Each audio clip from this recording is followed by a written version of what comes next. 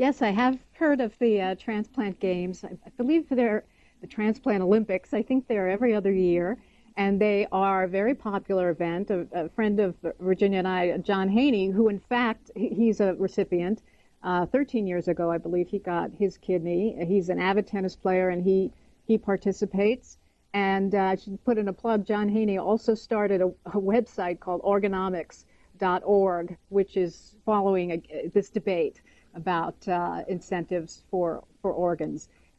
Yes, I mean, in fact, the fact that the Olympics exists just is testament to the fact that so many people regain their health and become so vigorous that they can do sports at a obviously a very high level. And it's a very, I understand that it's just a very, very positive, wonderful communal kind of effort. So let's go to our next call from State College, Pennsylvania. You're on the air. Hello? Hi. Hi. I wanted to talk to the girl. I had a nephew who had a kidney transplant when he was 6. And about going on 2 years ago, the ones that he had failed. And he's still on the list. His mother has already lost a kidney. They removed one of hers. Our mother, that would be my sister, our mother died with kidney cancer and diabetes and all that. I myself have shed protein in my kidney, and I have heart problems and diabetes and all that. And you said, the lady said that diabetes is connected a lot with your kidney failure, you know, people with diabetes and all that. And I've done a lot to try to take care of myself in the last few years, and I've lost 40-some pounds, which is good. But now my eyes are getting bad also. And my mother always had problems. I know this isn't kidney, but it is connected with her eyes. Have they ever thought about helping diabetes patients with their eyes, since we are low income? My husband and I are both retired, and his problems are fourfold. Thanks. Virginia Prestrell, when you prepared to go into this, how many hours did you go through consulting with doctors and going through a lot of the things that our caller was talking about? Well, I didn't keep count. It really wasn't that many for me, because as a donor, first of all, you have to be really healthy. And one of the problems that, you know, Sally is very unusual because she is healthy except for her kidneys. And a lot of people who are kidney patients have a lot of other problems, including diabetes, including high blood pressure, other things. And often their relatives do too, because these things run in families, or it's lifestyle, whatever the causes may be. A lot of them are not entirely understood, which limits potential donors. I fortunately, I'm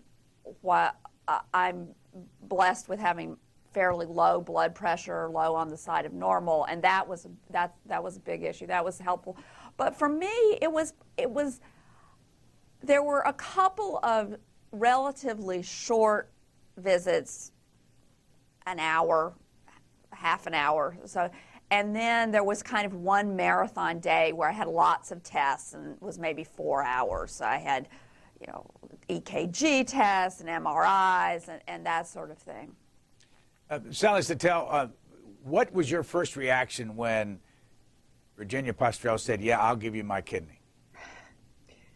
Well, immense gratitude, of course.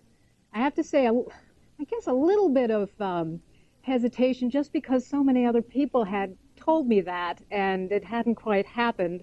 Although with Virginia, I thought, I had a sense that it would, that she was someone who was literally a woman of her word, and that actually it also didn't surprise me, although it surprised almost everyone I knew, that it would be someone, if I did find a donor, it would be somebody who was just a deeply principled person, frankly, not an especially sentimental person, but a deeply principled person, and someone who could be very dispassionate about a serious situation.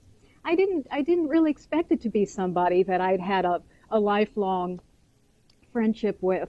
And in fact, to be honest, you go through a lot of, you can imagine, it's a psychologically complex phenomenon. And when you get an organ from someone, you enter into a different kind of friendship. Now, in the case of Virginia and me, it became very, very close and very, very intensely rewarding. But there are some people that you wonder, would this sense of gratitude over time become, would it metamorphose into a kind of constricting obligation?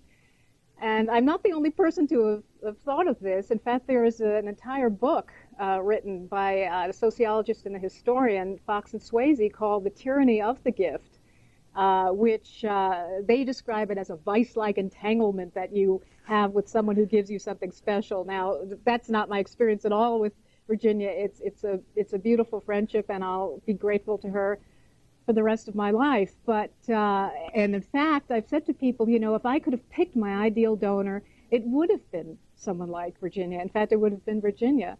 I guess you could say that's easy to say in retrospect, but I honestly think so, because she had such a really a clinical attitude to this, and I don't mean unfeeling at all, but she was rational. She went through all the risks and benefits, and I think that's why there was, Virginia, right, like a 3-day lag between when you heard about it and when you called me, as opposed to a 10-minute lag. I mean, she did her research and, of course, talked to Steve, and I should say Steve Postrel is someone I'm enormously grateful to, because two people who were considering donating to me, in fact, they were very sad about it, but their husbands wouldn't let them, and I respect that, of course, but so it's complicated. Our guests are Virginia Postrel this morning, who is in L.A., and Sally Sattel, who is in Denver. And just last March this year, Virginia Postrel gave a kidney to Sally Sattel at a hospital. It's about 2 miles that way from where I'm sitting, the Washington Hospital Center. We go to Greensboro, North Carolina. You're on the air. Yeah, I just want to thank you, too, for what you're doing and raising awareness.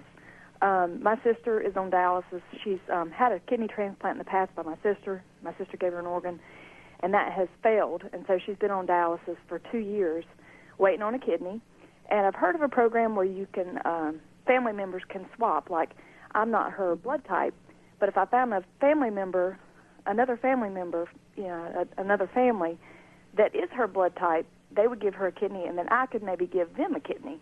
Have you ever heard of this program? Virginia Postrel? Yes, this is, it's called paired donation, P-A-I-R-E-D, donation. So if you can go on the internet and do a Google search for that phrase, you'll find information about it.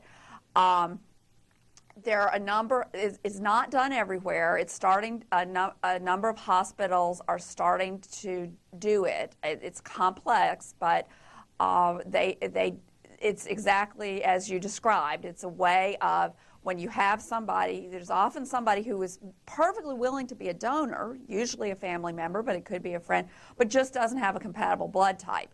And then out there someplace else, there's another pair of people who the donor has your sister's blood type and the recipient has a different one, your blood type. So yes, there are. I know Johns Hopkins has done it. There have been some other hospitals around the country that are experimenting with it, and it really does have a great potential to. It won't completely solve the problem, but if it became more common, it would reduce the problem substantially, because there is a question about the law. Whether valuable consideration would include, could rule out this paired donation. So far, nobody's gotten in trouble. Hospitals are proceeding with it. It's got a lot of support in the transplant community, but there have been proposals to just tweak that federal law so that it makes it clear that you can do this. But if you want to look it up, paired donation is the phrase. According to you,